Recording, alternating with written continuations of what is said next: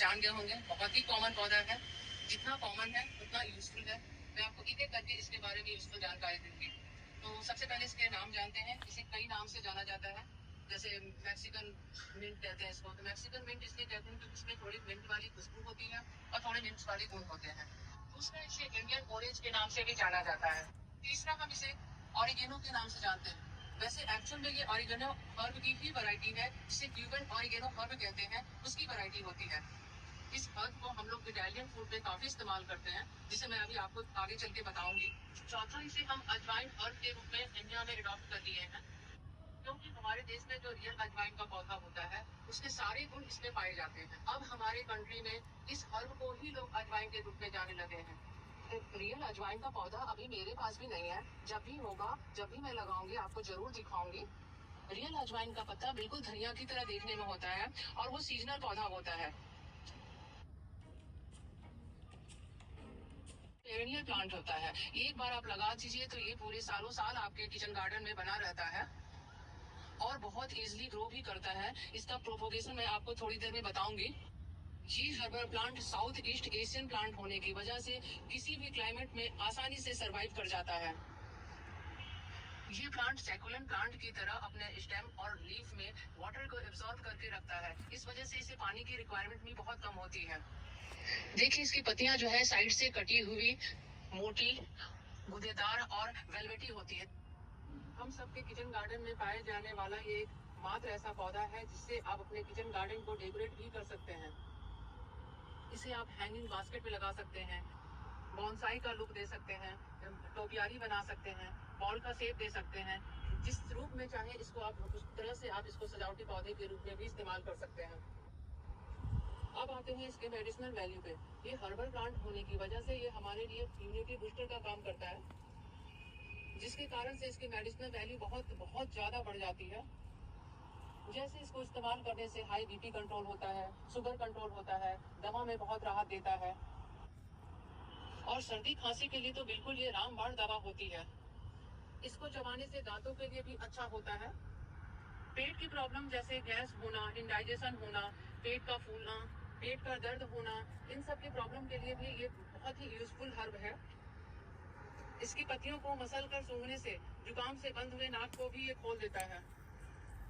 अगर किसी के सर में बहुत तेज दर्द हो रहा हो तो इसकी पत्तियों को मसल के फोरहेड पे लगा लेने से तुरंत आराम मिलता है। तो आप सोच सकते हैं कि इसमें कितनी ज्यादा मेडिसिनल वैल्यू छुपी हुई है। अब मैं आपको इसका प्रोपोगेशन का तरीका बताती हूँ, ताकि आपके किचन गार्डन में हमेशा सालों साल बना रहे। इसे डिवाइड करना बहुत आसान होता है। इस पौधे को हम 3 तरीके से प्रोपोगेट करते हैं। पहला है सीड से। सीड से दूसरा पौधा तैयार करने में इसे काफी टाइम लगता है। अजवाइन का पौधा हर्बल होते हुए भी इसमें फ्लावर और सीड जो है काफी टाइम के बाद आता है, काफी मैच्योर पौधा होने के बाद ही होता है। इसलिए सीड से इसे ग्रो करने में काफी टाइम लग जाता है। इसके फ्लावर पर्पल कलर के होते हैं और बीज छोटे छोटे होते हैं। तो सीड से लगाना, अजवाइन को लगाने के लिए हमें काफी टाइम वेट करना पड़ता है।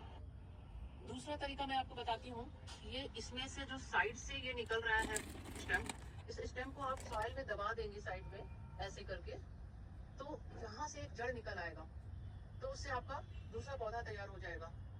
और तीसरा तरीका, जो कि सबसे इजी तरीका होता है, वो मैं आपको दिखाती हूँ। जैसे यहाँ से आपको यहाँ से तोड़ना है, कितना भी आप साइज ले सकते हैं, छोटा से छोटा साइज भी लग जाएगा और बड़ा भी लगा सकते हैं।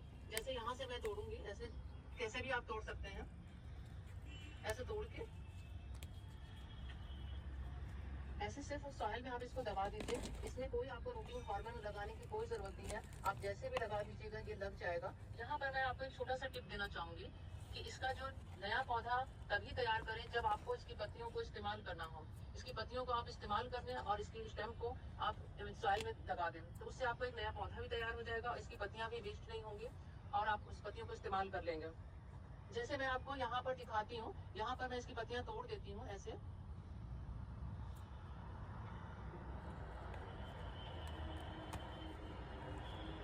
इसे आप किसी तरह से भी पिंच करेंगे, ये बिल्कुल भी डैमेज नहीं होता है, बिल्कुल आसानी से लग जाएगा। इसमें 2-3 पत्तियां मैं छोड़ दे रही हूँ। इतना ये इजी ग्रो होता है कि आप जितना भी रफ तरीके से इसे लगाएंगे तो भी ये लग जाता है। जैसे मैं इसको ऐसे ही लगा दूंगी, मैं इसके साथ कुछ भी नहीं करूंगी, आसानी से इसको ऐसे किया और ऐसे लगा दूंगी, आसानी से लग जाएगा। ये नया पौधा तैयार हो गया।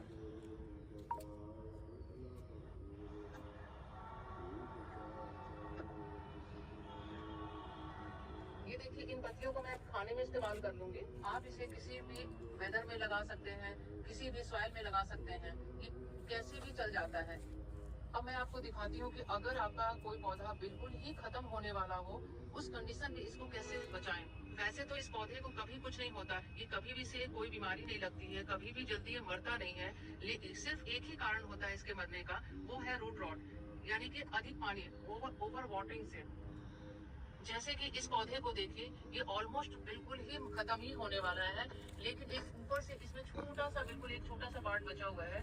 तो इस पौधे को बचाने का ये तरीका है कि ये नीचे से इसको कभी भी नहीं बचाया जा सकता है। जैसे सेगमेंट का पौधा होता है, उस तरह से इसका भी यही प्रॉब्लम होता है कि जड़ इसका खत्म हो जाता है। नीचे से आप चाहेंगे तो ये बिल्कुल नहीं इसको बचा सकते हैं। ये पौधा जितना हार्डी है उतना ही डेलिकेट भी है। हार्डी इसलिए कहेंगे इसे, ये किसी भी वेदर में चल जाएगा, किसी भी सॉइल में चल जाता है, कहीं भी आप इसको रख दीजिए, इसे ना कोई डिजीज होता है, ना ही कोई कीड़े इसमें लगते हैं। डेलिकेट ये तब हो जाता है जब इसको आप ओवर वाटरिंग कर दें। हमेशा ये ओवर वाटरिंग से ही मरता है, इसको प्रॉब्लम सिर्फ ओवर वाटरिंग से होता है। जब भी इसमें आप ज्यादा पानी डालेंगे तो इससे रूट रॉट हो जाता है। आपको मैं इसका एग्जाम्पल दिखाती हूँ। अगर सही समय पर आप इसे नहीं देख पाए तो ये पौधा तुरंत ही ओवर वाटरिंग के कारण मर जाता है। इसे सॉइल इतना पुअर पसंद है कि अगर आप सैंड में भी लगा कर रखेंगे तो भी ये हमेशा बना रहेगा आपका। लेकिन अगर कोई नए गार्डनर हो या फिर बहुत मुश्किल से इन्हें ये पौधा मिला हो या कोई कटिंग मिला हो, फर्स्ट टाइम लगाना चाह रहे हो, उनके लिए गमले में मिट्टी तैयार करने का रेशियो होगा 60% सैंड, 40% सॉइल और 10% कंपोस्ट मिला करके गमले में भर करके और पानी डाल करके 1 घंटे के लिए रख दें। उसके बाद अगर कटिंग लगा रहे हैं तो कटिंग पे फ्रेश एलोवेरा जेल लगा करके उसे सॉइल में लगा दें। उसके बाद इसे छाया में 1 महीने के लिए रख दें।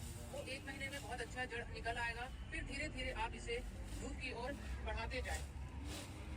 पानी बहुत कम डालें। इसके रूट पे खास ध्यान रखें क्योंकि इसके रूट पे ही हमेशा प्रॉब्लम होता है। अगर जड़ से लगा रहे हो तो इसी रेशियो की मिट्टी में लगा करके 1 वीक के लिए छाया में रख दें, फिर धीरे धीरे धूप की ओर ले जाएं। अगर रूट से हम इस पौधे को लगाते हैं तो कुछ दिन तक, जब तक जड़ न पकड़ ले, तब तक जो नीचे वाली पत्तियां होती हैं वो कुछ दिन तक गलती रहती हैं। उन्हें हटाइए जरूर से, क्योंकि नहीं तो अगर वो नीचे सॉइल में गिरेगा तो वो नीचे के जड़ जो नया बन रहा है उसको भी गला देता है। इसलिए उन पत्तियों को हटाना बहुत जल्दी होता है। 2 महीने के बाद इसमें आप राख का छिड़काव कर दें। उसके बाद आप इसके केयर करने से लगभग फ्री हो जाएंगे। अब मैं इसे खाने के तरीके पर पॉइंट देना चाहूंगी। अगर आप इसे कच्चा खा रहे हैं तो इसे एक बार में 5-6 पत्तियां लें, और अगर आप कोई फूड रेसिपी के रूप में ले रहे हैं तो इसे 6-7 पत्तियां, 8 पत्तियों से ज्यादा नहीं लेना चाहिए, क्योंकि इसकी तासीर गर्म होती है। समर में कम लेना चाहिए, विंटर में ज्यादा ले सकते हैं। सबसे अच्छा तरीका इसे खाने का सुबह सुबह खाली पेट यूं ही तोड़ करके मसल करके खा लेना चाहिए। इस तरह का भी तरीका डाल के भी कच्चा खा सकते हैं। वैसे इसका टेस्ट बुरा भी नहीं होता है। इस ऑरिगेनो हर्ब से आप कई फूड आइटम भी बना सकते हैं, जैसे पराठा में डाल सकते हैं, मठरी बना सकते हैं, पकौड़ी बना सकते हैं, सूप बना सकते हैं, चाय बना सकते हैं, काढ़ा बना सकते हैं। कुछ भी आप इसका जो आपकी नया क्रिएशन आपके माइंड में आए, आप इसे बना करके खा सकते हैं। हर रूप में ये फायदेमंद होता है। तासीर इसकी गर्म होती है, इसलिए थोड़ी इसकी क्वांटिटी में हमें बस ध्यान रखना चाहिए। जितने भी इटालियन फूड होते हैं जैसे पिज्जा वगैरह, उन सब में ये डाला जाता है और बच्चे बहुत पसंद करके खाते हैं।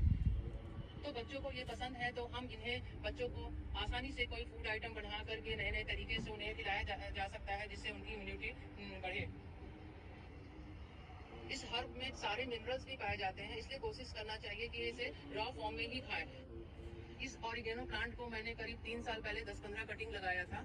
अब आप देख रहे हैं कितना ये डेंस हो चुका है। ऊपर से मैं हमेशा प्रूनिंग करती रहती हूँ। इतना घना हो जाने की वजह से इसमें मुझे पानी बहुत ही कम डालना पड़ता है।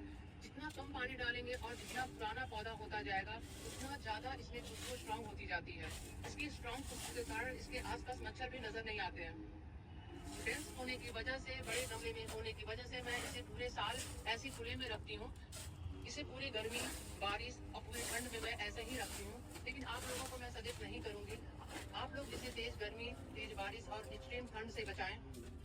तो दोस्तों मुझे जितना इसके बारे में जानकारी थी मैंने आप सबों को बताया। आपको इसके अलावा भी कुछ और पता हो तो प्लीज मुझे भी बताइए कमेंट करके। अगर आप मुझसे जुड़ना चाहते हैं तो आप